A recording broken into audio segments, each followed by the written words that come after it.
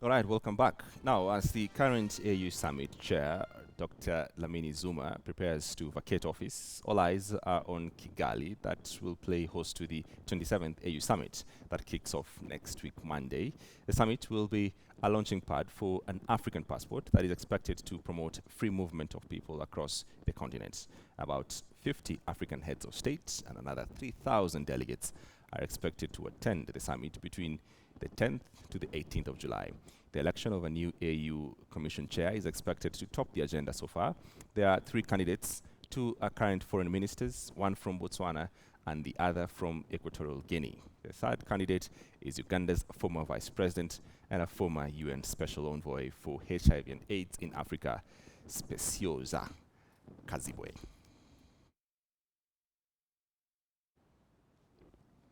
Well, and that's exactly where I should start, because in studio I have Professor Eliza Muni, who's a lecturer at USIU, Karibu to the program. Thank you very And much. Dr. Alex Awiti, Director, East African Institute of Aga Khan University. Gentlemen, who should take the next job? Start with you, Dr. Ali. Well, I guess it's going to be, I'm sure, as you can imagine, kind of diplomatic shuttle and shuffle that is going on now, trying to find alliances, and because it's going to be put to the vote. And so countries are lobbying, and I think Uganda must be putting its best foot forward. I'm sure it probably has a whole retinue of African foreign ministers who are going to help support their bid. The same thing to Botswana, and the other one is Guinea. So I think it's going to be just like the previous time. At some point, it's going to be some kind of a compromise. All right. To determine who gets it. Yeah, Prof, does these names inspire you and show you some direction? No, the names actually don't mean much. But I think if the Botswanese person can bring national attributes, I would sort of be a bit excited about if that person can bring the attitude Botswana has. I think it's very pragmatic and it's very competent.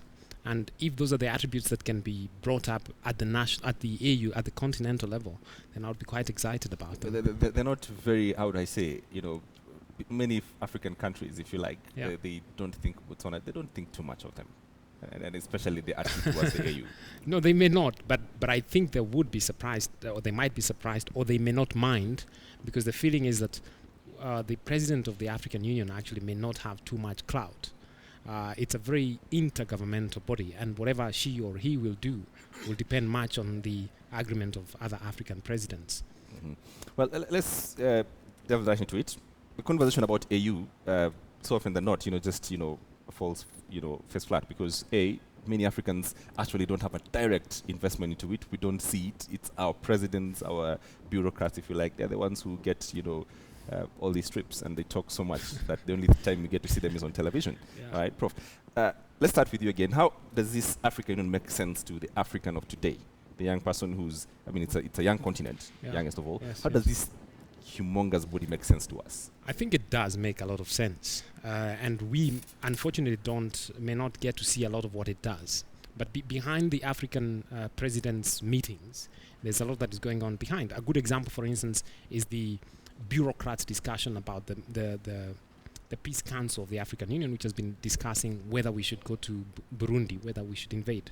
Now, that kind of decision, we may not feel a lot of attachment to it, but the people who will be potentially rescued by a force which is going to Burundi would count that as a big contribution.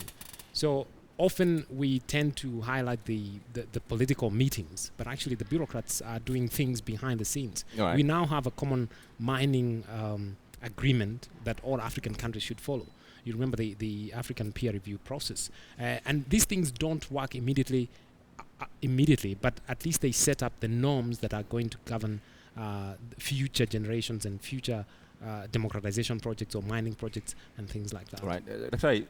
Those things are important, and for someone in government, and you can reason them out. But again, going back to this young person who has an app, technology, and we right now things of today, yesterday, move on and whatnot. How does this African make sense to that young person in this continent today?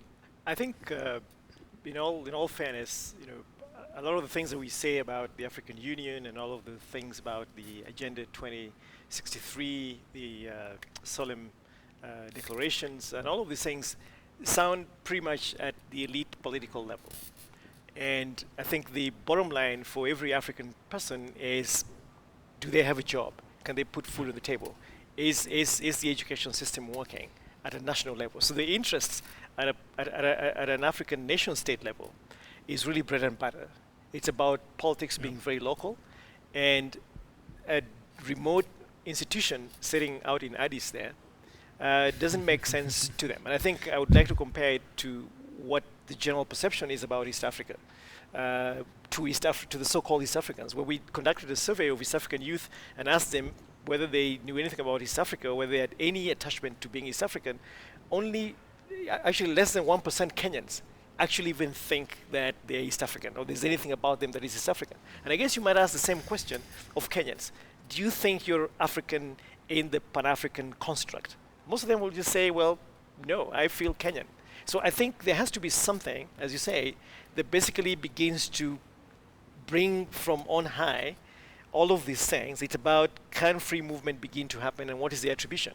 Is it bilateral agreements, or is it a Pan-African kind of agreement that begins to bring down the goods that bring money and put food on the table for African people? Isn't what we're dealing with, I mean, what happened in the UK in the last few weeks, Brexit, such a huge point of where the world is going. People just think this regionalism, the bloc thing, does not seem to work in the world of today. It was a fantastic idea 60 years ago, and it's just not the in thing today. I think it's got huge lessons for us in two ways. Excuse me. One is that I think the problem, the African integration is quite different from the European integration. And that sometimes is the criticism, because African integration has tended to be very slow and very intergovernmental. And we don't make Addis very strong, whether that's deliberate or not.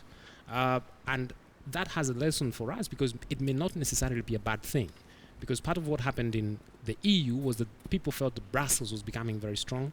It was very undemocratic. We've got this group of people, bureaucrats in Brussels, who are not elected, but who are very powerful to the point of they can veto national decisions.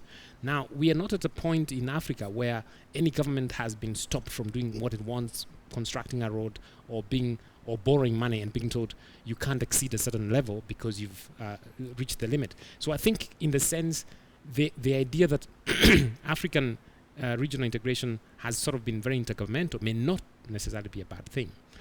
And that's probably a lesson we might want to take from the EU's collapse. Just to add on to that, I mean, yes, we feeling that, well, our integration was, I mean, not as what the EU was, but the question that everyone would say then, it is a bad idea. Why are we forcing ourselves towards it now? Why can't we just focus on making our nations much stronger so that we trade with each other a bit more, and in fact then we could have better integration in that sense. That may be perhaps integration that is born out of economics or whatever that is. Well, my sense is that the whole approach from the dreams of the founders of the African kind of liberation movement in the Pan-African sense, Kwame Nkrumah, Julius Nyerere, Jomo Kenyatta, and all these guys, was really to create a movement that was initially very clear about one African government. But then I think the exigencies of just running nation states and the collapse of the initial first governments with coup d'etats, etc., basically slowed down that process. And now you see an African Union, a reincarnation of the OAU, that is now more gradual. Like, for instance, they have Agenda 2063. The kids who were born on May 25th, 2013, when we rolled out this grand vision, will be 50 years then. So basically, everybody is checked out. Nobody wants to take responsibility for this thing. And then a lot of things are also framed as aspirations. If you look at the Africa peer review mechanism, it is optional. It is you want to go in or you want to go out. So as Prof is saying, they're being very careful about being overly ambitious about creating a political institution that will fall apart from get-go. But the East African is talking about, it's moving towards a political integration. Isn't that the aspiration of East Africa? Yes, that's the problem. And I think that's the other bad element, because we haven't totally given up the sort of symbolic ideas of Kwame Nkrumah. And I think we are confused, or a little bit, we are not sure where to focus on, either the symbolism or the content. Now, things like trade, that's content. And we don't need a common passport. Because actually one of the, like they are launching now in Kigali. You might not have one. I don't have one after yet. they watch you, they well, and I don't need it. What we need is a very efficient border control process, and you can have that whether you're Tanzanian or Kenyan or Ugandan. You can travel quite easily without the passport. But the idea of passport is very strong from a national perspective, because actually it got the EU into problems, because you create actually the perception of an African nationality of some sort. And those are the symbolism. Which is something we're trying to run away from. Which is something I think we should not be doing, yes. And the other example is currency, for instance. Now, if you look at the Asian economies, they are actually very politically, there's a lot of strife politically. But the Japanese and the Chinese, different currencies, but that doesn't prevent them to do a lot of trading with different currencies. In our case, for instance, in East Africa, we've got perfect convertibility of the shilling, Kenyan, Uganda, and so on. I don't think we really have to have one central bank. So let's avoid too much of the symbolism of Kwame Nkrumah. Let's be pragmatic. Let's trade. Let's do trade facilitation so that we reduce the transportation time frames and what people are doing at the port to clear trucks to go. And also let's set up more, for instance, border controls even within countries so that people can travel more easily. And go slow on the symbolic elements of Right, I just want to wonder, but bringing to that point, I mean, this continent was, in fact, or some would say, the countries are made out of mistake. Right, so we have so many inland countries which don't have an access to ports, and that is a big problem. Yes. Right, world over, this is something that a rarity of some sort. So, can we sort out our problems first? Okay, and be bold enough to make those decisions, the pragmatic decisions of, hey, you have so many countries that are essentially shouldn't have been countries, should have access to some ports.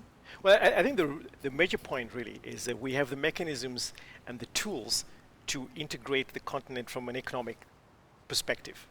And if you look at the success of globalization, it leaves you wondering whether you really need political integration.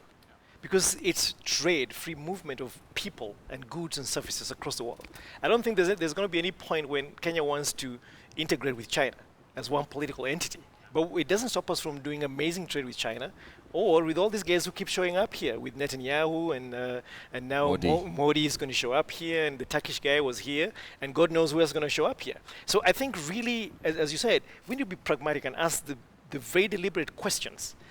Is the dream of Kwame Nkrumah still valid today? And how should Africa organize itself, both in commerce, in terms of allocating resources to develop human capacity to compete in a globalized world? What are the things that we really need to make this happen? And instead of being hung up on these things of one currency and one president and all of these things, it is a complete waste of time. To chip in on the customs and shipping things and some countries being landlocked, we should also, I think, look at the positives. In the case of two regions, we can say there's great hope. If you look at the East African region and the South African customs union, in other words, when regions get to the point of customs union, then the issue of ports and inland countries becomes quite easy. Because now all the procedures in Mombasa, if we actually have a functioning customs union, all the procedures at Mombasa and all the procedures in Tanga, and the customs, because what brings problems is Kenya and Tanzania might have different rates of customs. We standardize them.